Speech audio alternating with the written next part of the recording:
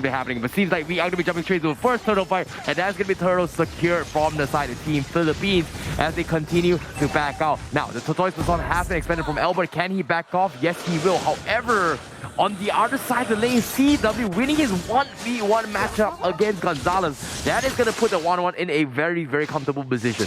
That is why the 1-1 is so strong in the laning phase, because once she hits level 4 and then is able to get all the weakness tags, it's like, yes, my HP is low, but hello, I'm gonna jump in the air, I'm in an iframe, you can attack me, and then that's a free kill for him. So right now, Team Philippines, they have advantages across the map except for the gold lane. However, I feel like, look at this. Gonzalez with the damage onto Vin. This is what I'm talking about. Yes, Vin has a lot of utility, but he can die very fast, so it's good and bad. Yep, and at the same time right now, Soto's going to get dived on the bottom side. He's going to try and make a retreat. He does have the pure sprint, so he's going to be A-okay. So fortunate for him, there's not going to be losing out too much in that regard. But I definitely agree. You can see the hesitations coming from Team Indonesia as well. They want to set up what the Sanguine calls caught up with the time reversal to allow CW to win his game. And you can see Villa Luna is a little bit afraid to do so. And as of yet, Team Indonesia, they cannot afford to lose both CW's life and win if they want to abuse the alarm bomb stacks coming in. But looks like they are going to be calling in the cavalry as Team Philippines is going to be forcing a fight with the Tortoise Baton. And it seems like they're not going to be overcommitting as well, as Team Philippines will back off. Gonzalez will look to chip towards the gold plating, where CW is going to try and farm as safely as can. But it looks like he is going to be forced to back off and concede the lane itself just because Team Philippines is going to be around to pressure him off. That's not fair. Look at what Gonzalez is doing. CW can't do anything against that. He's pushing the turret even though there's no minions. And the moment the minion comes, the Mirror Passion cleans it up. So right now, Team Philippines as well as Team Indonesia, it's almost a repeat of the first game. Prioritizing the gold lane. But now, looking at this advantage, Gonzalez, he is already rotating. And this is what you get when you have lane priority. So this turtle is potentially going to have a very big fight. Agreed, but seems like Team Indonesia is going to buy a little bit more time. Look at how R7 is positioning the turtle just to buy time and for the team, especially when 1-1 needs to actually farm up a little bit more lanes if he decides to join the fight. Team Philippines is not going to be able to contest that, so they are going to focus on clearing the lanes before actually contest this. But this time, the turtle is going to be in their control, and there's a little bit of a stalemate for now. R7 going for the flank, trying to go for a fight. Heavy Spin is still kept yet. Here comes the time journey, trying to secure the turtle, but it is going to be Team Philippines that gets it. But the rest of Team Indonesia is going to get caught out by the Numenor Blast, and R7 will get chunked away. And the Science needs to run for his life, and he is going to be A-okay as Team Philippines comes up on top. Team Philippines, look at that. Look at the control. They have a lot of crowd control there, and they actually managed to play it around the Diggy. Again, the Diggy can cancel a lot of these engagements, but the positioning from Villa Luna being away from the Diggy, positioning himself, being able to have that big Numenor Blast.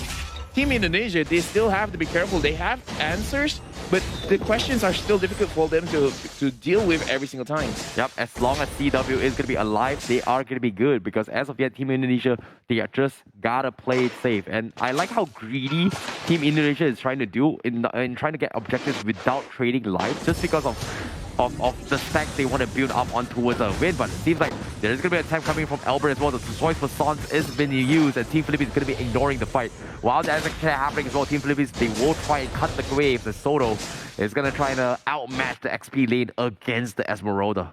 Right now, let's look at the goal difference. But before that, we have to see Sans getting pushed out, and he will try to survive. But unfortunately, the kill is still going to go over. It could have been a little bit more cleaner, but a kill is a kill. And right now, Team Philippines, they're going to push for more advantage. Look at the damage going on to Vin. Vin has to recall this is a bad situation for Team Indonesia. We can see how Gonzalez managed to get a lot of goal onto himself. His damage is going to get out of control using all the advantages, and CW having to rotate to the bottom lane to try to get some extra farm, while Villa Luna is trying to run away from R7 being oppressive as well. Imam is there trying to help out, and oh wow, you know what, that is worth a pause. If they want to pause now, I would accept it, you know? Yep, I definitely agree. And while that's actually happening as well, it seems like Imam was trying his best to actually kite as well. I like the defensive dawning light back towards the base to make sure that the dive doesn't happen on towards his teammate, but still preemptively anticipating the Esmeralda. Very, very big brain 5 hit. I like how you turned it around. It's true. Yeah. It's like I anticipate you, the person in front of me, to be behind me. I'm gonna shoot it there. You know what? No, he blocks his pathing, so it's pretty much an insurance to make sure that Villa Luna gets out safely.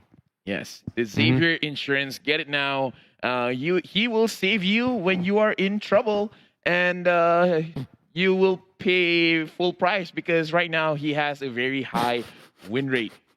Xavier Insurance, not sponsoring the SEA Games. I like how you're trying to indirectly promote insurance company of your choice known as LaFell Insurance. No, Xavier. Okay, Xavier Insurance. Maybe not it's sponsored, by the way. It's not. Is it even a real thing? You know what? It's just a made up thing by you, right? No, of course it's Brought a to made you up by LaFell. Yeah, it's a made up thing. But because of this, I hope Muntan is watching just so that we can see an upcoming skin for Xavier, for him to be in a business suit. Oh yeah, right? With your face, right? Yeah, and then just go out to people. It's like, hey, you want me to review your policy? I can do that. You know, it's for free. But still, like, but it's true though. It's true, right? Yeah, Yeah. So either ways, right now we're still looking at the game. And Team Philippines, I want to talk about the goal advantage actually, and I feel like a lot of the goal advantage is on to the Beatrice just because she's been chunking out that gold plating a lot, and the minions die off before they even make it to the lane. Yeah, I guess if that actually happens as well, I feel like the win condition coming from Team Indonesia is going to be obviously on CW with the 1-1, right? But I feel like it's very, very greedy on how they're trying to play this game because they are trying to drag this into a later stage game, hoping not to lose out on trades because Team Philippines are afraid to catch them off, which is surprisingly greedy but smart as well because sometimes you tend to overthink on how the layers that you need to overcome, right? You have this Sanguine Claw, you have this time reversal from Diggy, which can pose as a threat. But they're using the threat not for kills. They're using the threat to buy time and build up the stacks on the Diggy, as well as buying time for the 1-1 to build gold. Whereas Team Philippines, if they don't realize that this is actually happening, they are going to be in some trouble. But so far, what I'm seeing is that Team Philippines, they're winning off in their turtle trade. So they can look to throw a little bit more crazy, but the moment they start killing on towards the Diggy, this is where they would be a little bit more relieved because eventually into the later stage game, the double mage composition coming from Team Indonesia is going to be a very, very annoying factor because you've got this Esmeralda, you've got this Sicilian, he's building stacks, you've got this Diggy is also building stacks. Eventually, you don't think it hurts, but you won't realize it until it happens.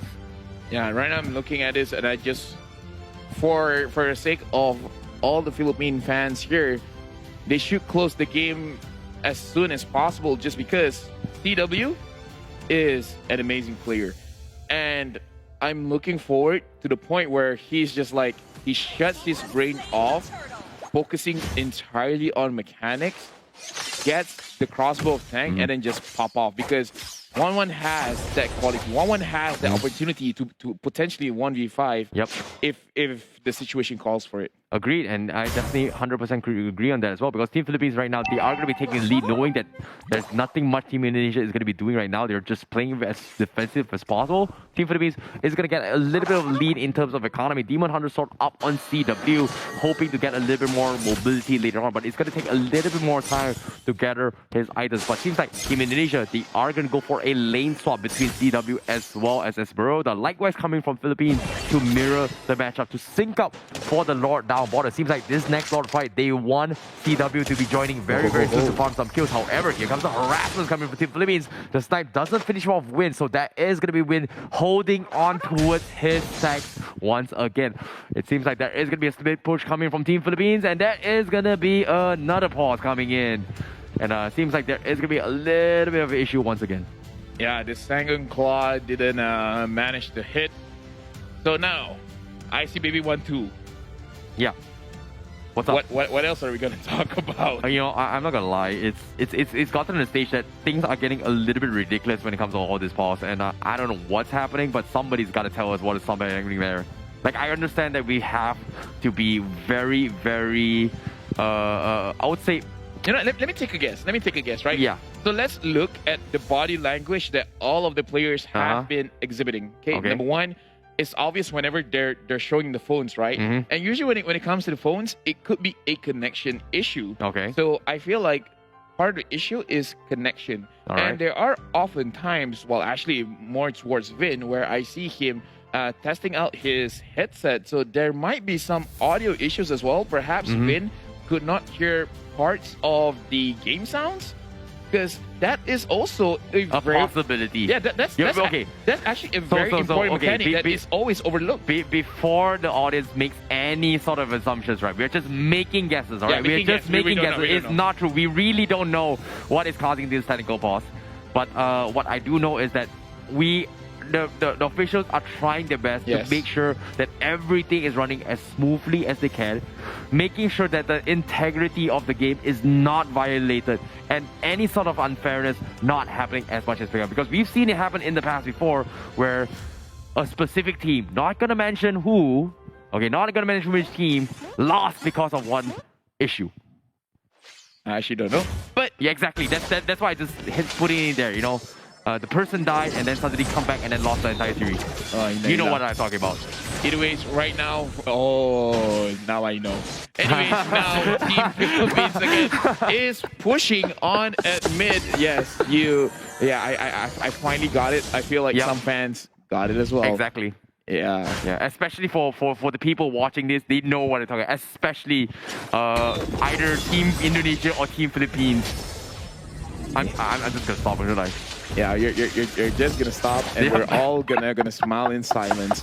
Now, Team Philippines, they're still pushing, and they're looking forward to take the bottom turret, and they managed to do so. Right now, it's going up to the 9-minute mark. The Lord will be spotting.